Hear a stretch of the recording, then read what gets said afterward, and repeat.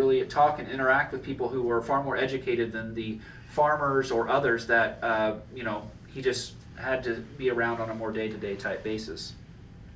I love these maps here because it shows how quickly this area was developing. This is a map of 1816 that came from the Indiana State Library.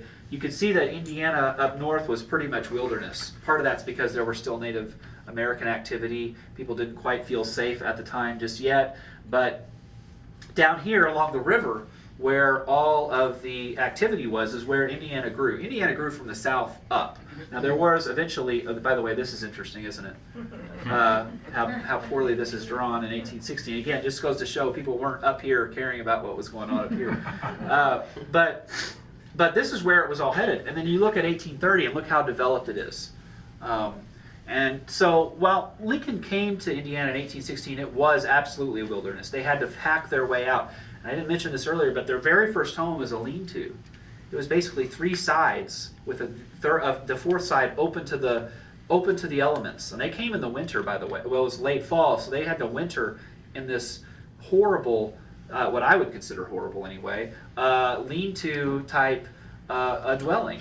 And so during that first summer, it was incredibly primitive, incredibly rough. And when they started out, they would wear clothes that were deer skins, that were shoes and clothing that looked a lot like what the Native Americans would have worn. Quickly that turned to twill, and then eventually, they had the opportunity to get cotton clothing, actual real clothes. Same thing with their housing. Eventually, it grew from, like I said, this lean-to type thing to this image, somewhat similar to the type of cabin that they lived in by the time they left. So I point this out to say that, a lot of the portrayals of Indiana when Lincoln's lived here are accurate in how primitive it was, but that changed very quickly. And so I think he saw two sides of that coin during his time here in Indiana. He saw a lot of change, a lot of rapid progress. Certainly, this was important, the Ohio River. It was, in effect, the interstate highway of its time. And that's what a lot of the rapid growth was due to, because of so many people that were here, a lot of commerce, a lot of other travelers that came this way. The Ohio River was just 17 miles from the Lincoln home, so it was quite easy for him to get from here to his house. One story I think is really interesting because it highlights the importance of this river. Steamboats were coming down the river. They could not go to the edge to get travelers.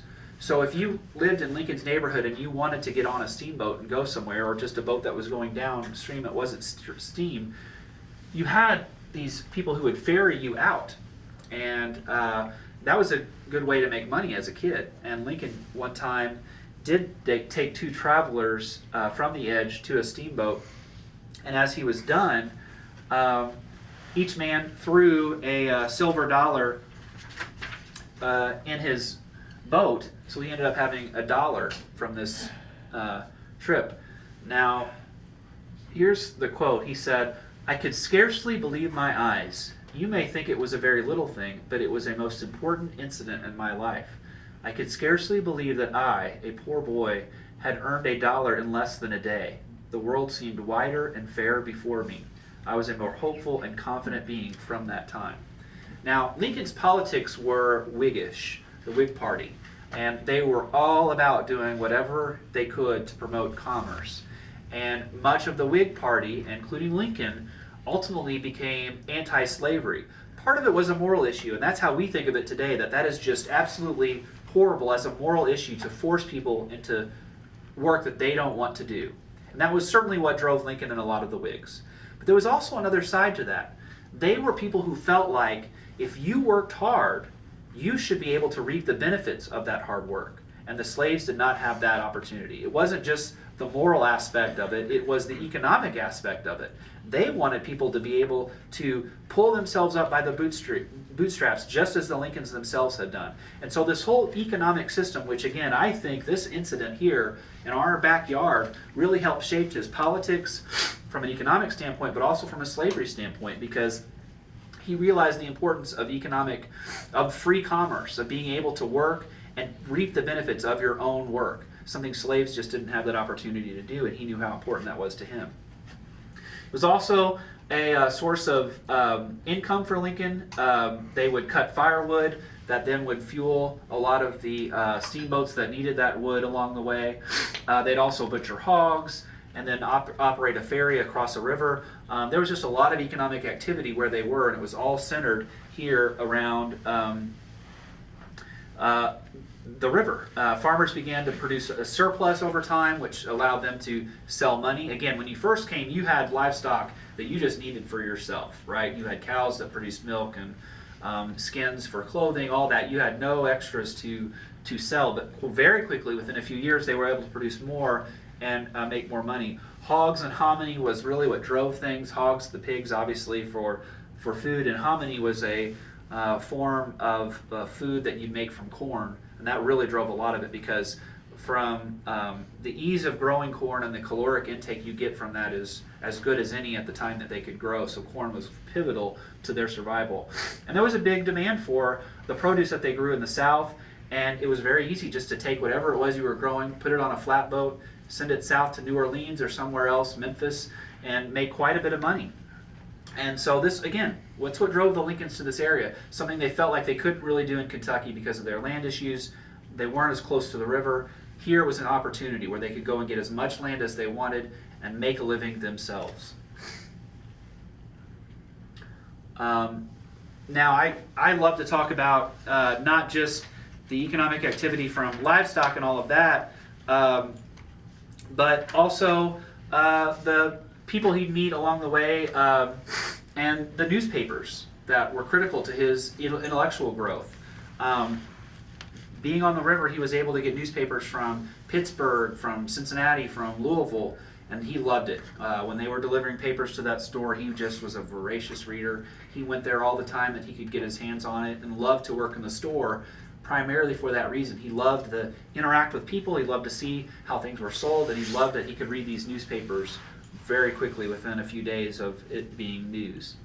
Now I have to talk here about Nancy Hanks Lincoln, who was his mother. Now we don't know exactly what she looks like. There were no surviving pictures of her, but this is one of the more popular images, just based on the descriptions we have of her, and what Lincoln looked like. She actually grew up with a very checkered history. Her mother gave birth to Nancy out of wedlock, and then in turn, her mother gave birth to a second child out of wedlock with another man. Now, even today, having a child out of wedlock can turn heads among some crowds. At that period of time, early 1800s, that was just that was just an event that would just blow up the family and ruin you from a social standpoint of being able to interact with other people. People were incredibly ashamed of that. The Hanks family actually lived in Virginia initially, and over time they moved west. We don't know exactly why. It could have been for opportunity and other things, but I will tell you that after each of those births that Nancy's mother had, the family moved very quickly after that. And so I have a theory that the shame over this out of wedlock birth drove a lot of their family's movement westward. Now, unfortunately, as Lincoln was running for office, this checkered history that Nancy had followed Lincoln as well, because it wasn't just because the mom had the baby out of wedlock. At that time, that meant the child was damaged goods as well, and somebody that was to be looked at with suspicion. And Lincoln was very aware of this, and it was something that weighed on him quite a bit, because he knew what people said about his mother's family, and he knew what that meant about him for folks at the time. And so when he was running for president, people said all sorts of horrible things about him, about her, in press coverage and everything else. But by all accounts, she was gracious, very intelligent, kind, and truly, in fact, morally upright. So a lot of the campaign rhetoric was not at all true from folks who actually knew her, the folks who actually lived in the area and provided firsthand account of who she was. Unfortunately, though, tragedy struck in October 1818, just 2 years after they arrived, when she died of what's called milk sickness. Now, they didn't know what caused it at the time. They knew that when milk sickness came, a lot of folks would die. What we now know was that there's a plant that still is all throughout this area called white snake root, and when cows eat it, there's a poison that goes through the milk, and that people will eat it, and frequently that white snake root will flower and come up in the fall, and so very often milk sickness would come. Again, at some point they realized it came from the milk because they called it milk sickness, but at the time there was still a lot of confusion over what caused it. So she died. At the time, Abraham Lincoln was 9 years old, his sister was 11, and her death had a profound effect on Lincoln the rest of his life. And a lot of historians, a lot of psychologists who try and piece together his psychology will say that the depression that he suffered from the rest of his life was due in large part to her death. Now, at the time, again, although things had improved a couple years, they had a little bit better housing, maybe they were making a little bit of excess livestock and growing a little bit of excess food to sell. Still, at that time in that place, being a single parent, whether you're a father or mother, was a no-go. That was almost a death sentence. And so very quickly, anybody in those situations after your spouse died, you needed to find a new spouse for survival purposes. If for no other reason, for companionship, certainly just to survive. Thomas was in the same boat, so he went back to Kentucky and left Abraham Lincoln, who was 9 years old, with his sister, who was 11, in wilderness. While he went to Kentucky to find a wife, he had his eye on somebody, Sally, we call her Sally Bush Johnson. Now, she lived quite a while, so this is obviously her in older age. But she was a widow in Kentucky, and Thomas had known her and her prior husband while they were in Kentucky. Heard that her husband had died, and obviously it makes a great match, right? They both need a spouse. And so he brought Sally, again, her real name's Sarah, we call her Sally, and her 3 children from Elizabethtown, Kentucky. Abraham Lincoln, who became 10 at the time, quickly bonded with his new stepmother and raised both Abraham and Sarah as her own. In 1860, Lincoln remarked that she was a good and kind mother to him. And Sally had, I think, in my mind, as big as an influence on Lincoln as his biological birth mother. Sally was eager to encourage his reading, his learning, whereas Thomas, again, said that you can read when you're done working the fields and you're at home. You can go read by the fireplace. But when it's time to work, you're going to go work, Abe. And Sally, on the other hand, wanted to encourage this. And so she had books of her own. She was very intelligent. She could read, which was, first of all, for adults at that time, was in this place was not very common, but especially for a woman at that time. She was incredibly intelligent and really encouraged Lincoln's growth. I think this is very telling. Years later,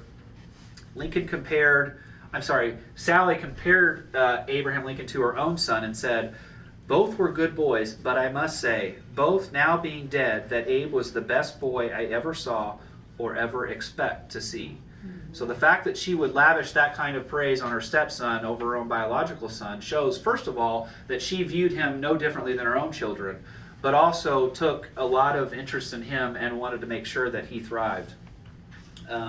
Again, William Herndon, after Lincoln's death, talked about how much Lincoln talked about how important Sally was to him as well.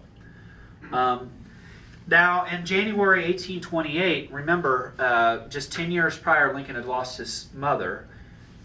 His father left to go find somebody else, and so Sarah, who was Lincoln's sister, along with Sally, his stepmother, but Sarah, his older sister, in many ways became a mother figure for him, a parental figure, certainly. I mean, really helped him survive when it was just the two of them together. But also they looked out for each other. I mean, he was so close to his sister.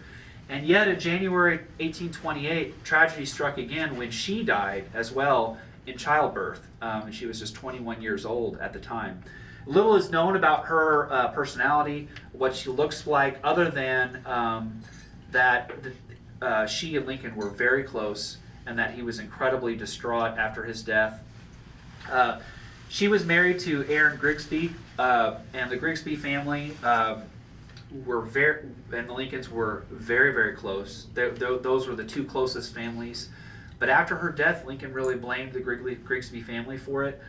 He felt that the family should have called for a doctor sooner than they did, and blamed that on her death. Now, in reality, childbirth was very, very common, and even if a doctor had arrived, medical care at the time was rudimentary, not actually very helpful. So I don't think a doctor arriving at the scene would have done much, but nonetheless, the feud was there and continued for quite some time.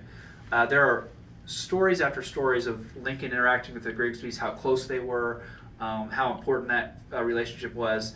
About 2 months ago, the National Grigsby Society of descendants of the Grigsby family met in Spencer County, and they meet throughout the entire country, and they invited me and Bill Bartelt over to come talk about Lincoln, so that was kind of interesting to get to talk with all of those descendants about the Grigsby family, and so I definitely had to have a slide in there when we talked with them. But that's just an interesting relationship. Again, these type of interactions and experiences that Lincoln had here just fundamentally shaped who he was. I mean, again, put yourselves in that shoes, that you were left at age 7 while your father, age 9, while your father went for 3 months away, and you're here in the wilderness where there's bears and wolves and everything else, and you're having to fend for yourself. Your mother dies, your sister, your closest friend and relative dies, and yet to do a documentary and spend 5 or 10 minutes talking about him, about this period of his life, I just feel like doesn't do justice to who he is. Nor biographies that only spend that amount of time. Then that same year, shortly after his sister died, Lincoln went on a very momentous trip. And I think it's partially due to his sister's death. He wanted to get away, wanted to try something new, but also he was of that age. He's 19, kind of wanting to spread his wings and see the wider world. So the store owner, James Gentry, we talked about earlier how important this store was to Lincoln, sent his son, Allen Gentry, who was 21, and Lincoln, 19, to take the excess produce to New Orleans. This is a big deal. I mean, I can tell you, if I'm 19 and told, hey, get on a flatboat and just go on south to New Orleans and sell it, I don't know that I would be able to pull that one off. Here's a picture of a flatboat. This is actually a picture by George Honig, this gentleman I mentioned at the very beginning of this presentation. He made this drawing. Bill Bartelt here in Newburgh has the original of this. And it shows kind of what they look like. You would just take a lot of boards and woods, make them flat. You'd have a little bit on the edges. Sometimes you might even have a little house on top, but not the Lincolns. It's just all open to the elements and everything else. You pile the barrels, the goods in crates, and you head on south with a pole and try and make sure you don't get caught along the way. This is a pretty big trip. First of all, to make sure that it happens, but also that you don't, by which means that it happens, that you don't get grounded, you don't sink, you don't lose it. But there's also a lot of pirates on the Ohio River at this time. And if we head east from here, there's a lot of talk between here and Corydon about pirates on the Ohio River here in Indiana, where they'd have little coves and they'd come out, whether it's steamboats or mostly it'd be flatboats, they'd come out and steal what they could, and you'd be out of luck. And sure enough, that's exactly what Lincoln and Gentry encountered on their way to New Orleans. It was actually some recently freed slaves who attacked their boat, tried to take the goods. Now, I shouldn't say freed. I don't know for sure. There is some debate as to whether the slaves were freed or escaped, but either way, whether freed or escaped, you can imagine they don't have any way of making a living or feeding themselves, and so they're trying to do what they can. So a flatboat coming along where you could steal some goods is a good way to do that. And the Lincoln and Gentry had to fend them off, in addition to numerous other pirates of all types that they would have had to potentially encounter along the way. I point that out because think of the fact that this was likely one of the early more significant encounters Lincoln had with African Americans. Somebody that's trying to attack his ship, maybe even kill him. And I think a lot of people would be prejudiced in those types of situations and take your first interaction, and particularly at this time and place where there's already that sort of prejudice, there isn't the sort of open-minded thinking that we have today, and apply that view to all African Americans or all blacks. Lincoln very clearly did not do that, and I think that underscores how much he saw the humanity in people regardless of who they were. He might have been a German that was a jerk at some time, but he wasn't going to consider all Germans to be jerks. He might have been an African American that was trying to steal goods from your flatboat, and that didn't happen with him. He did not judge them for the rest of their life that same way. Some people like to say this is basically like their spring break, but I think there's a lot. I didn't have that much responsibility on my spring breaks, I'll tell you that. Again, there's some other things they had to deal with: sandbars, tree snags, eddies, and of course the pirates that I mentioned earlier.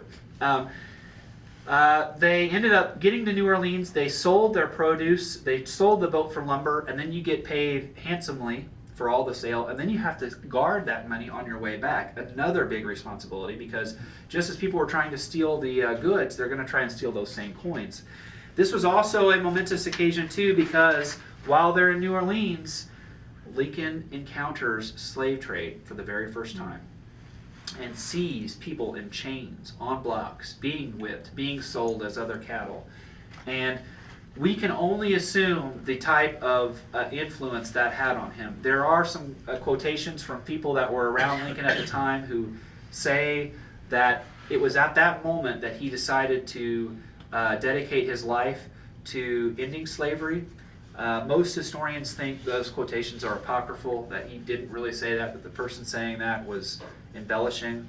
But there is no doubt, no question, that seeing that sort of slave trade had some sort of effect on Lincoln and what he would have thought. Again, think how important to him that freedom, that economic freedom especially, was in his mind. And here he sees people unable to make a living and survive on their own, or being able to reap the benefits of their own work, and not something he liked. This is a great book on that trip, Lincoln in New Orleans. Richard Campanella did a really good job researching and writing this. I have to say here too, think of everything he's encountered so far. We're not even done with Indiana. I'm of the opinion that this would be a great miniseries on Netflix or HBO of Lincoln's time in Indiana. I mean, just think what you could do with this. So that's a little bit of a life goal for me, to finish a book on this and really sell that to somebody, because I think this is really could be dramatized in a really good way, and show how deep his experience was here. We mentioned earlier Lincoln's time here and what people thought about Indiana, and this was critical, I think, his education. Lincoln himself said it was defective in the sense that he had less than a year of formal education, but he read books at every spare opportunity. And I'm going to breeze through this real quick, but when I'm talking to lawyers and other folks, I get into this in a lot of depth, what all he learned and had the opportunity to read here. I mean, I want to point out he had Aesop's Fables, the Bible, Robinson and Crusoe, Parsons Weems, The Life of Washington, mentioned all the newspapers. He had hymnals, songbooks, math and spelling books, among others. He had access to all of these things. And when he could get his hands on it from his neighbors, he would frequently do that and borrow it and then return it, and as much as he could. But it wasn't just books. He had very intelligent people that he had access to. Here's John Brackenridge, who was a leading pioneer lawyer. Actually, I saw Eldora Minor Riley's name over here. Wrote a short biography of John Brackenridge. He lived in Rockport and Newburgh, and then was a prosecuting attorney later on as well. Here's a description of him, how his character was marked by strong individuality and fearless independence, outspoken in behalf of his own opinions, but maintained the secrets of his clients, a readiness of speech and a fund of resource that, combined with his quick perception, made him a strong and powerful advocate. I like that quotation because that's the exact kind of lawyer that Lincoln himself ended up becoming. And so I think this is, again, a type of influence that he had as he became an attorney. Here's a picture of the Boonville courthouse. There's a plaque out front that says that Brackenridge was prosecuting a trial in Boonville, and at that trial, allegedly, Lincoln decided he wanted to become an attorney. He was so taken in by the speeches and the presentation that Brackenridge was giving. And later, a lot of historians poured water on this and they said, no, that didn't happen. There's no evidence that there was ever a murder trial there. I think that's just made up by people in Boonville wanting to feel important. And I didn't like that. So in researching for a book,